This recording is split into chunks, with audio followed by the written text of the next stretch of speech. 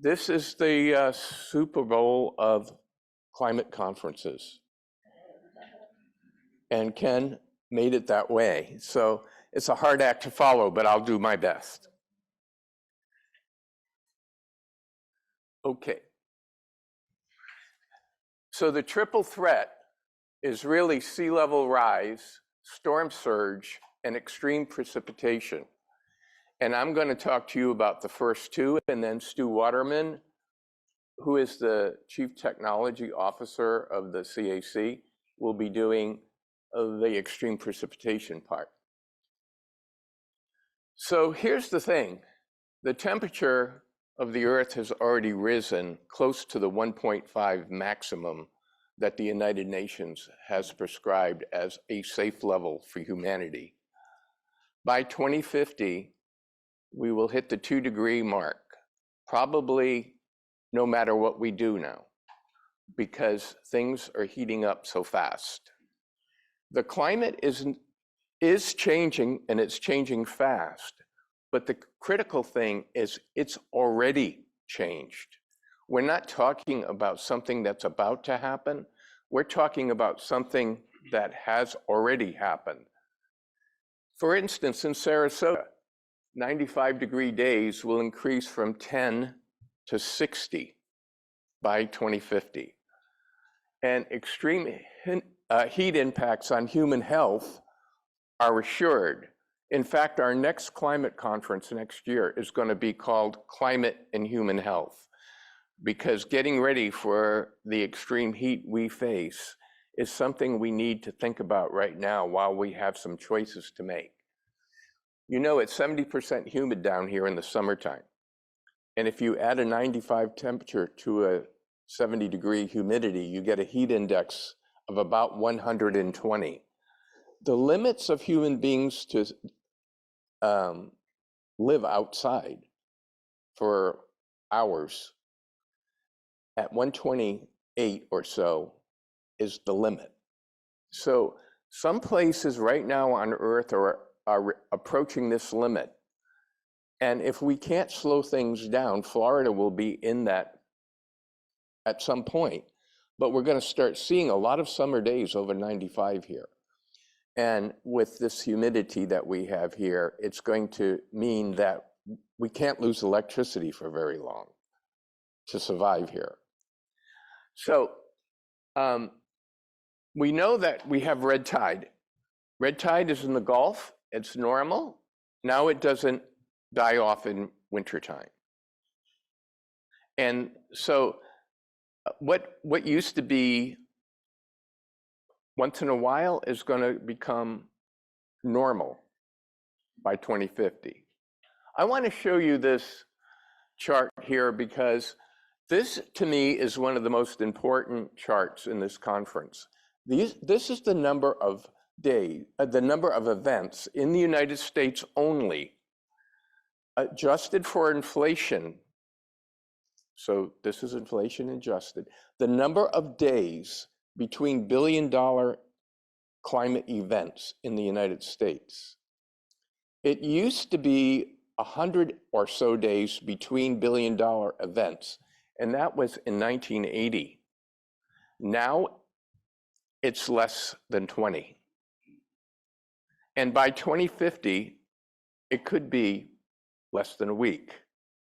So the number of extreme events is increasing as the climate has warmed. This is the impact. I don't really give a rip if it's 2 degrees warmer, do you? What I really care about are what the impacts are and what it's doing to the rest of the system. So we know last year we made, I think, a historic forecast at the 2021 climate conference in November, where we went on the limb and we said, we're going to forecast what it's going to look like in Sarasota in 2050. And we're doing it because science is so far ahead of society that if they have a number to shoot for, we can then take that as input into our climate decisions that we make in every sector.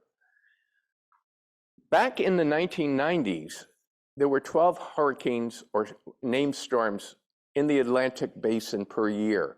That number in the 2020s up into 2017 was 14. In the last 3 seasons, we've had 65 named storms in 3 years.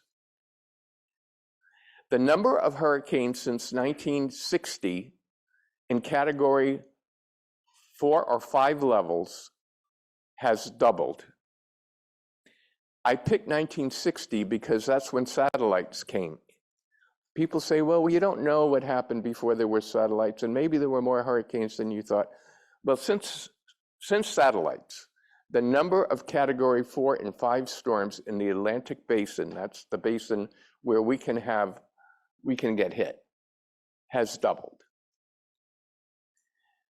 By 2050, at the rate the climate is warming, it could double again. That is why adaptation and mitigation is so important now, because first we have to get ready for what's coming, and we've seen some of it this year. But then we have to slow down the rate of climate warming in order to make this prophecy or forecast obsolete. I hope we can do that. So basically, we're going to have more intense hurricanes. This is a chart I showed 2 years ago, before Hurricane Ian hit. This is the same one except for the last line. More severe hurricanes closer to the west coast of Florida, on higher and rising sea levels, with more precipitation, moving more slowly and hammering the continent. This was the summary slide of the 2021 climate conference. 10 months later, we had Hurricane Ian. For sea level rise, which is where we're going, we have 2 big events. The rate of sea level rise is increasing, but in the 2030s, we're going to have a planetary event. It's called the moon wobble. It's a 36-year trend where the moon, the earth, and the sun get into a position that modulates the tide in this part of the world. And we're at the low point now. And in 2035, we'll hit the high point. That's going to add to sea level rise here in Sarasota from 2 inches in the 2020s to up to 7 inches in the 2030s. That's why when we think about our roadways and building new public centers, let's say like our new Symphony Hall and our new Performing Arts Center, that this is not the time to forget climate-induced problems. This has to go into the planning so that these new facilities and old ones are retrofitted so that our way of life can continue and maybe be better. We're looking for 11 to 12 inches of sea level rise here in Sarasota by 2050. That's on top of 9 inches we've already had. That's 20 inches in 100 years. Half of Florida is below 10 feet. We're giving away 20 inches of that to sea level rise. The amount of warming is important, but the rate of warming is what's critical. 75% of all the sea level rise right now is from thermal expansion of the oceans due to warmer temperatures. Since the 1990s, the rate of sea level rise has doubled. Ken showed this. This is my version, but I was delighted to see it in his presentation because you can only show this so many times for people to get it. But since 1950, there's been a message, and people have not been listening to that message. Ken talked about all the extinctions that happened. This is 800,000 years of record. And you can see now that the CO2 is higher than it was when 100,000 years ago, sea levels covered this part of the world. This is also the most important chart you have ever seen. This is the population of the world It goes right on top of the CO2 chart. In 1800, there were 990 million people in the world, just under a billion. In 200 years, we've gone from 1 billion to 8 billion today. And when Ken says we're the asteroid, that's what he's talking about. So seas were 20 feet to 30 feet higher when CO2 was much lower 100,000 years ago. That's what it looked like 100,000 years ago in Florida, roughly, with CO2 levels that were 300 parts per million, not 420 something. So assessing the threat and addressing it, we have serious issues to deal with. And by the mid-2030s, we'll see them here. It's really time to stop development of land that's less than 4 or 5 feet above sea level now. This is really up to all of you. You're the people out there electing people. You're the people out there who care. If you didn't care, you wouldn't be here. But government responds to the people. It does not lead the people. So if you say, hey, it's time, they will listen. And if you don't, expect more of the same. This is the sea level trend chart. And you can see this goes back quite a ways, but in the 1945 area, when we started having instrumentation, is when we actually started measuring all the sea level along all the coastlines in Florida. And you can see how fast now it's rising. It's rising faster and faster. And this is the global sea level from the satellites. We have satellites that measure sea level every day, and this is the record. And since you can see this was in the 2021 climate briefing that I gave, and the rise since what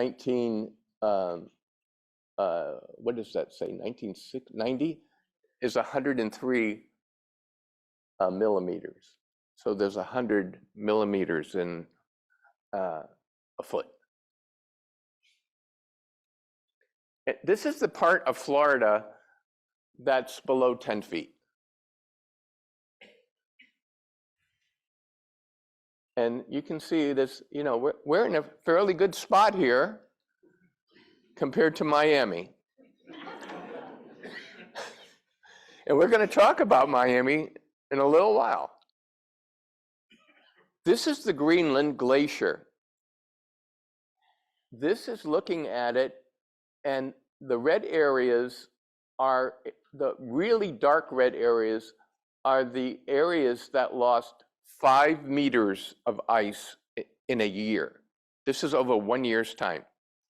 The red areas are down 15 feet in ice. That may not sound like a lot. It's 9,900 feet tall, the Greenland Glacier. But that water is coming into the oceans now, and it's starting to become a factor. So melting glaciers, whether they're Greenland, Antarctica, or on the land, are starting to add more and more to sea level rise. And that's part of the reason, too, why it's moving faster. I know you can't really see all of this, and I just want you to look at the slope of the lines, but these are 4 cities. This is projected by NOAA, who I used to work for. La Jolla, California is on the bottom left, and St. Petersburg is on the bottom right. And the 2 top ones are Honolulu on the left and Boston on the right. And the mid-blue line is what the predictions are for sea level rise in all of those areas, including the moon wobble. It includes the moon wobble. And you can see that the slope really, really starts moving higher in the 2030s. So that's the takeaway. So we're going to go in 2023 in St. Petersburg from about 5 days a year of sunny day flooding to, in 2050-ish, to about 70 days. Now, the moon wobble has an effect. The blue line that goes from the bottom left to the top right is the rate of sea level rise right now. If it was linear, it would keep rising like that. The modulating line across the center is the moon wobble path. And you can see where we are right now in that we're at the minimum. And then in the 2030s, you see a peak around 2035. And when you put both of those things together, you get the wobbling red line. And that's how sea level will modulate due to sea level rise and the moon wobble without additional increase in the rate of sea level. This is what it looks like at St. Petersburg. This is back to 1950. And you can see it moves around, but the trend is up. And that's Clearwater Beach and Fort Myers and Key West.